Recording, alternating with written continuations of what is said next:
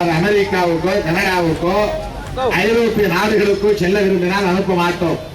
வேண்டுமானால் இந்தியாவுக்கு நீங்கள் அழைத்து செல்வதாக இருந்தால் அனுப்புகிறோம் என்று சொன்னார். அதைத்தான் நாங்களும் எதிர்பார்க்கிறோம், அனுப்பி வையுங்கள் என்று நான் சொன்னேன். அதற்கு மறுபடியும் அவர் சொன்ன பதில், நீங்கள் விண்ணப்பித்தால் நாங்கள் அனுப்பி வைக்க முடியாது, அவருடைய உறவினர்கள் யாராவது விண்ணப்பம் செய்ய வேண்டும், அதற்கு சில விதிமுறைகள் இருக்கின்றன, ஆகவே அவருடைய உறவினர்களை விண்ணப்பிக்க சொல்லுங்கள் என்று பஷீர் ராஜபக்சே என்னிடத்தில் சொன்னார்.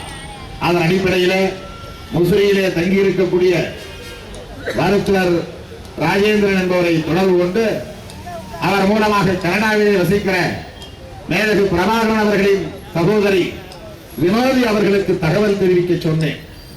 அப்போது நாங்கள் ஏற்கனவே உங்கள் செய்தியை நாளேடுகளில் பார்த்துவிட்டோம், இணையதளங்களில் பார்த்துவிட்டோம், நீங்கள் கேட்ட செய்தியும் பதிவாகி இருந்தது, ஆகவே நாங்கள் முன்கூட்டியே விண்ணப்பம் செய்துவிட்டோம், அவர்கள் அனுப்புவதற்கு இனிமேல் ஏற்பாடு செய்யுங்கள் என்று என்னிடத்தில் சொன்னார்கள். அதன் பிறகுதான் ஐயா காலமாகி மறுபடியும் நான் கொழும்புக்கு செல்ல நேர்ந்தது. அதற்கு முன்னதாக ஜனவரி 1ஆம் தேதி இலங்கை மலையக மக்கள் முன்னணியின் தலைவர் அமைச்சர் சந்திரசேகர் திடீர் மாரடைப்பால் காலமாகிவிட்டார். அவர் நெருங்கிய நண்பர் என்கிற காரணத்தினால் அவருடைய இறப்பை கேட்டு அதிர்ச்சி அடைந்து ஜனவரி 1ஆம் தேதி ஆங்கில புத்தாண்டு அன்று நான் கொழும்புக்கு உடனடியாக புறப்பட்டேன். அமைச்சர் சந்திரசேகர் உடலருகே நாற்காலி போட்டு அமர்ந்திருந்தோம். அப்போது எதிர்பாராத வகையில் ராஜபக்சே பஷீர் ராஜபக்சே அங்கு வந்தார். வந்ததும் நேராக என்னிடத்திலே அழைத்துக் கொண்டு வந்து விட்டார்கள். அவரோடு நான் சில மணித்துளிகள் உட்கார்ந்திருக்க நேர்ந்தது. அந்த நேரத்தில் அவரிடத்திலே கேட்டேன், வினோதினி அவர்கள் பெற்றோரை அழைத்துக் கொள்வதற்காக தமிழ்நாட்டு முகவரியின் விண்ணப்பம் செய்திருக்கிறார், அவரை நீங்கள் அனுப்பி வைக்க வேண்டும் என்று நான் கேட்டுக்கொண்டேன். நான் இதுவரையில் அப்படி ஒரு விண்ணப்பம் வந்ததாக பார்க்கவில்லை.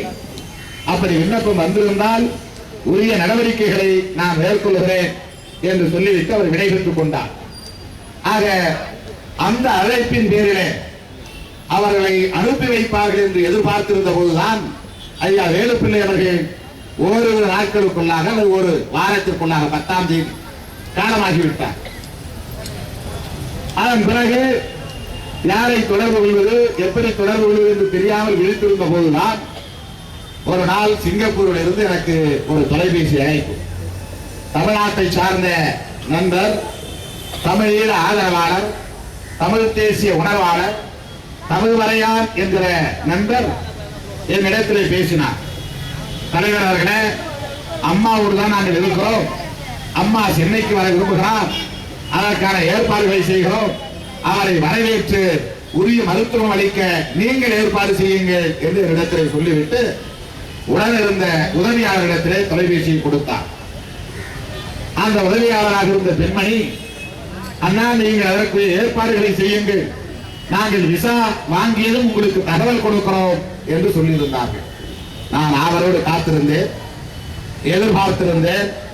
என்ன காரணத்தினாலும் எனக்கு எந்த தொடர்பும் இல்லாமல் போய்விட்டது, நானும் தொடர்பு கொள்ள முடியாமல் போய்விட்டது. திடீரென்று பார்த்தால் 16ஆம் தேதி நள்ளிரவு 12 மணி அளவிலே வன்னி அரசு என்னை தொடர்பு கொண்டு செய்தியாளர்கள் எல்லாம் விமான நிலையத்திலிருந்து பேசுகிறார்கள், அம்மா வருவதாக தகவல் சொல்லியிருக்கிறார்கள், நீங்கள் எங்கே இருக்கிறீர்கள் என்று கேட்டார். நான் கொஞ்சம் தூரமாக இருக்கிறேன், நீங்கள் உடனடியாக அங்கே செல்லுங்கள் என்று நான் தம்பி ஆர்வலன் அவர்களிடத்திலும் தம்பி வெற்றி செல்வன் அவர்களிடத்திலும் தம்பி வன்னி அரசு அவர்களிடத்திலும் சொல்ல, வன்னி அரசு வெற்றி செல்வனும் அங்கே போய் பார்த்த பிறகுதான் அங்கு என்ன நடந்தது என்கிற தகவல்கள் நமக்கு வந்து சேர்ந்தன. அங்கே பணியாற்றிக் கொண்டிருக்கிற அரசு ஊழியர்களை தொடர்பு கொண்டு விவரங்களை கேட்க முயற்சித்த போதும் நமக்கு உரிய தகவல் கிடைக்கவில்லை. அவர் வெளியேறிவிட்டார், பத்திரமாக சென்னை நகருக்குள்ளே வந்துவிட்டார் என்று ஒரு தரப்பு தகவல், அவரை அனுமதிக்கவில்லை, திருப்பி அனுப்பிவிட்டார்கள் என்று ஒரு தகவல், இல்லை வேறு எங்கே ஒரு அலுவலகத்தை தங்க வைத்திருக்கிறார்கள் என்று ஒரு தகவல். அண்ணன் வைகோ அவர்களும் ஐயா நெடுமாறன் அவர்களும் அங்கே வந்து காத்திருக்கிறார்கள் ஏராளமான காவல்துறையினர் அங்கே இருக்கிறார்கள் என்றெல்லாம் தகவல். இப்படிப்பட்ட நிலையில் தான் நமக்கு கடைசியாக கிடைத்த தகவல் அன்னை பார்வதி அம்மாள் திருப்பி அனுப்பப்பட்டு விட்டார் என்ற உறுதிப்படுத்தப்பட்ட தகவல். எவ்வளவு வேதனையாக இருக்கும் என்பதை எண்ணி பார்க்க வேண்டும். நிமிர்ந்து உட்கார முடியாது, எழுந்து நிற்க முடியாது, நடமாட முடியாது. 80 வயது முதிர்ந்த ஒரு மூதாட்டி. அவருக்கு எப்போதாவதுதான் நல்ல நினைவு வரும். மற்ற நேரங்களிலே அவர் நினைவு தடுமாறியவர்களில் தான் இருப்பார். அப்படிப்பட்ட உடல்நலம் பாதிக்கப்பட்ட நிலையில் ஒருவரை திருப்பி அனுப்புவதற்கு இவர்களுக்கு எப்படி மனம் வந்தது? எதிரியாயிருந்தாலும், மிக மோசமான பகைவனாயிருந்தாலும், யுத்தம் நடக்கிற களத்தில் கூட காயமடைந்தால் அவர்களுக்கு மருத்துவம் அளிக்க வேண்டும் என்பது உலக மரபு, மனிதநேய மரபு. இந்தியாவுக்கும் பாகிஸ்தானுக்கும் இடையிலே சண்டை நடக்கிறது என்றால், பாகிஸ்தான் ராணுவத்தை சார்ந்த ஒருவன் அந்த போரிலே சாகாமல் காயமடைந்து கீழே விழுந்துவிட்டால், குற்றையும் குலையுமாக கிடந்தால் அவனை கொண்டுவிடக் கூடாது. அவனை அழைத்து வந்து மருத்துவமனையிலே சேர்த்து அவனுக்கு சிகிச்சை அளிக்க வேண்டும் என்பதுதான் போர் மரம், போர் அறம். அது ஒரு போர் அறம். விடுதலை புலிகளுக்கும் சிங்கள இனவெறியர்களுக்கும் இடையிலே யுத்தம் நடக்கிற போது எத்தனையோ சிங்கள படை வீரர்கள் புலிகளிடம் சிக்கிக் கொண்டார்கள்.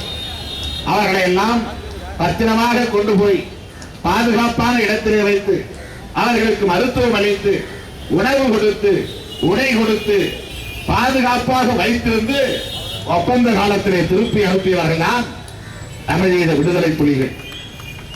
அண்மையிலே நான் எழுதிய ஒரு பாடலில் போர் அறத்தின் பெருந்தலைவன் பிரபாகரன் என்று ஒரு வரியை அதிலே நான் சேர்த்திருப்பேன். அந்த போர் அறம் என்று சொன்னால் போர் தர்மம், போர் தர்மம் என்று சொன்னால் அந்த போர் மரபுகளை கடைபிடிப்பதற்கான ஒரு அறநெறியல்.